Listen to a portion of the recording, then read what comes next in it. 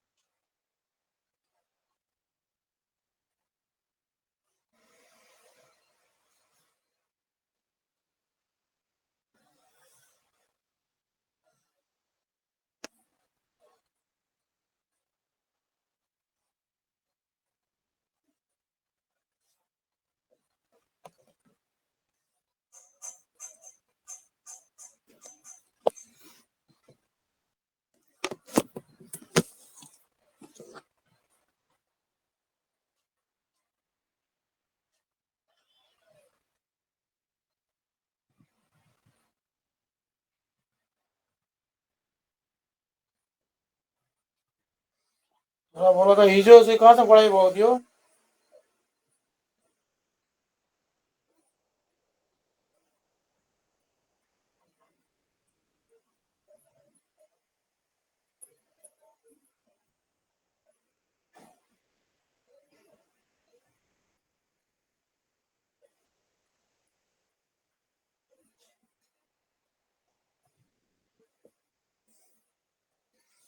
बाँकी यसमा के अरे अल्फा बिटा सबै भइसकेको थियो होइन, बाँकी के छ अब बाइन्डिङ एनर्जी बाँकी छ है। ल बाइन्डिङ एनर्जीले के ल सर हजुरको साउन्ड अलिक सानो आइरह।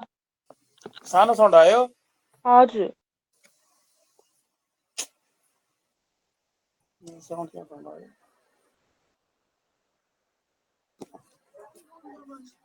हँ? फ्यान कारणले त्यस्तो पाउँछ मेरोमा त ठिकै छैन सर, ठिकै आइरहेछ। हो र।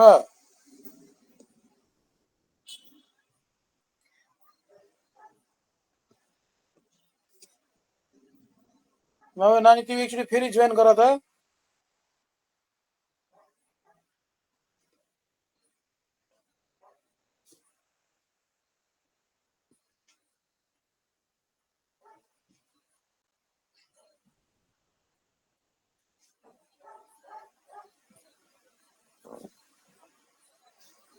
ल हामी चाहिँ स्टार्ट गरौँ binding energy.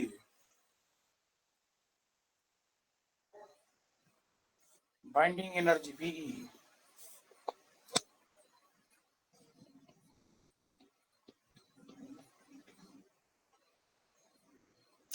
Binding energy formula के हो? Delta MC square.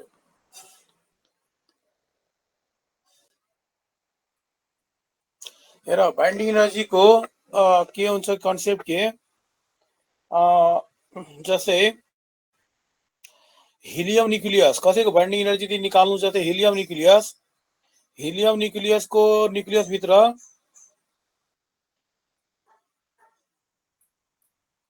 हेर हिलियम न्यूक्लियस हो।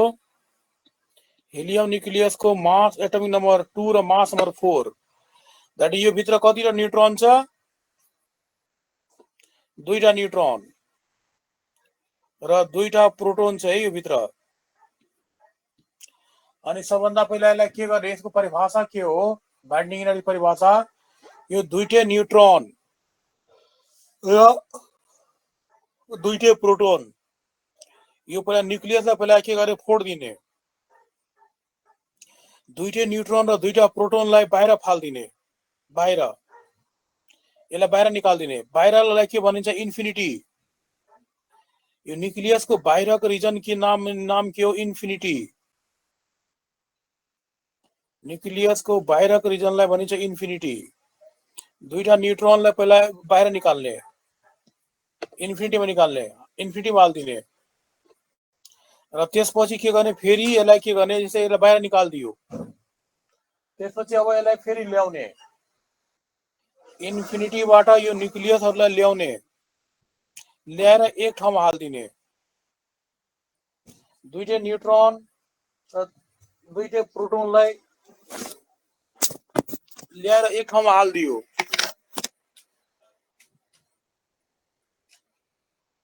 अनि हाल्न बित्तिकै अब के यहाँ वर्क डन हुन्छ?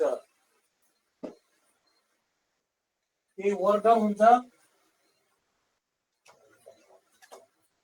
त्यो वर्क डनको नाम के हो? Binding energy. त्यो वर्क डनलाई भनिन्छ के? Binding energy. That amount of work done is called binding energy. That means को परिभाषा के हुन्छ? बाइन्डिङ एनर्जी परिभाषा के हो? Amount of work done,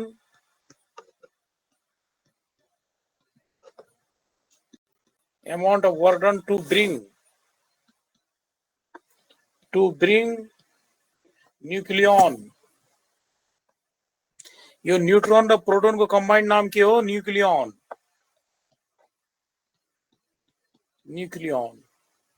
Amount of work done to bring nucleon from infinity to a place is called binding energy। र अब हेर, जब हामी यसलाई एक ठाउँमा ल्यायो न्यूक्लियस बनाउनको लागि, अनि कन्सेप्ट के हुन्छ? अब के रे प्रोडक्ट को मास, के रे यो न्यूक्लियस को मास, अब यो हिलियम न्यूक्लियस बनियो। हिलियम न्यूक्लियस बन्दाखेरि अब हिलियम न्यूक्लियस को मास के हुन्छ? न्यूक्लियन भन्दा कम हुन्छ, अलिकति मास लस्ट हुन्छ यहाँ। That is mass of helium nucleus, that is mass of nucleus will be less than the mass of nucleon। Mass of nucleus जुन हुन्छ त्यो न्यूक्लियन भन्दा कम हुन्छ, न्यूक्लियन भन्दा कम हुन्छ।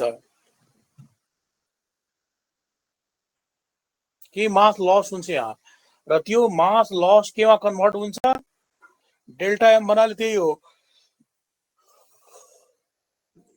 डेल्टा एम भन्नाले त्यही हो।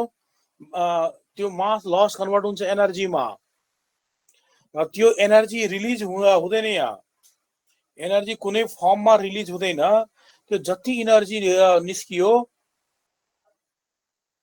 त्यो एनर्जी के हुन्छ कि न्यूट्रन र प्रोटोन एक अर्का, न्यूट्रन र प्रोटोनले क्यारी गर्छ त्यो एनर्जी, र त्यो एनर्जी क्यारी गरेर एक अर्कासँग बन्डेड हुन्छ। बिकज के तपाईं विचार गर्नु न, न्यूट्रन के प्रोटोन प्रोटोनमा रिपल्सन हुन्छ, प्रोटोन प्रोटोनको बीचमा के हो? रिपल्सन हो। रिपल्सन भए पनि प्रोटोनहरु एक ठाउँमा बन्डेड छ, सबै न्यूक्लियस भित्र प्रोटोनहरु एक ठाउँमा बन्डेड हुन्छ। That is because of binding energy. जस्तै यसलाई यसरी विचार गर्नु कि घरको मान्छेहरु, जस्तै आमा बुवा छोरा छोरी भाइ बहिनी दिदी बहिनी सबै एक ठाउँमा बन्डेड हुन्छ, त्यो प्रेमको एनर्जीले, सबैको बीचमा प्रेम हुन्छ। त्यही प्रेमको एनर्जी जस्तै यसलाई मानौ कि बाइन्डिङ एनर्जी हो त्यो, हैन? दैट मीन्स बाइन्डिङ एनर्जी को फर्मुला के आयो त? Delta M C square. Delta M के हो? Mass of nucleus minus mass of nucleon, nucleon into C square. यो हुन्छ बाइन्डिङ एनर्जी को formula. Nucleon minus nucleus minus nucleon.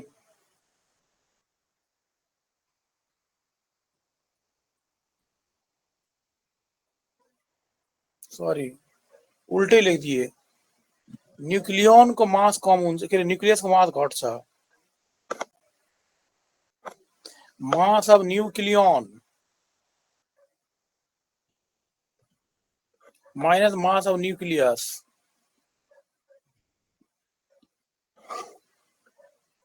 Into C square. ल न्यूक्लियन को मास हालौं त, न्यूक्लियन को मास हाला त, न्यूक्लियन मतलब प्रोटोन र न्यूट्रन, प्रोटोन र न्यूट्रन को कंबाइंड नाम के हो? Nucleon. That mean how many protons are there? Z, Z proton हुन्छ। कुनै पनि न्यूक्लियन जेड भन्नाले के रे any number of proton can be Z MP. एउटा प्रोटोन को मास कति हो? MP. How many neutrons are there? कति र न्यूट्रन हुन्छ न्यूक्लियस भित्र? A minus Z into MN.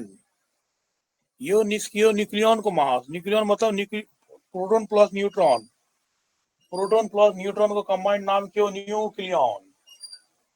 यो टोटल मास आयो, proton plus neutron, that is the total mass of the nucleon. अब मास ऑफ न्यूक्लियस, न्यूक्लियस को मास समथिङ, अब जुन न्यूक्लियस को निकाल्नु छ, जस्तै हिलियम न्यूक्लियस छ भने त्यसको मास हाल्नु पर्ने हुन्छ यहाँ। अब mx मतलब any nucleus can be into C square. ये वो बाइन्डिङ एनर्जी को फर्मुला। अब यहाँबाट हामी कसैको बाइन्डिङ एनर्जी निकाल्न मिल्छ, कुनै पनि जस्तै हिलियमै न्यूक्लियस निकाल्छ, तर यो सबै मासहरु हामीले हाल्नु पर्छ एमयू मा। All masses in MU, exact MU, approximate MU हाल्दाखेरि आन्सर 0 आउँछ। फेरि ऑल मासेस इन एमयू क्वेशनमा दिन्छ है, एक्ज्याक्ट एमयू क्वेशनमा दिन्छ, एक्ज्याक्ट एमयू चाहिँ क्वेशनमा दिन्छ। सबै मासहरुलाई एमयू मा हाल,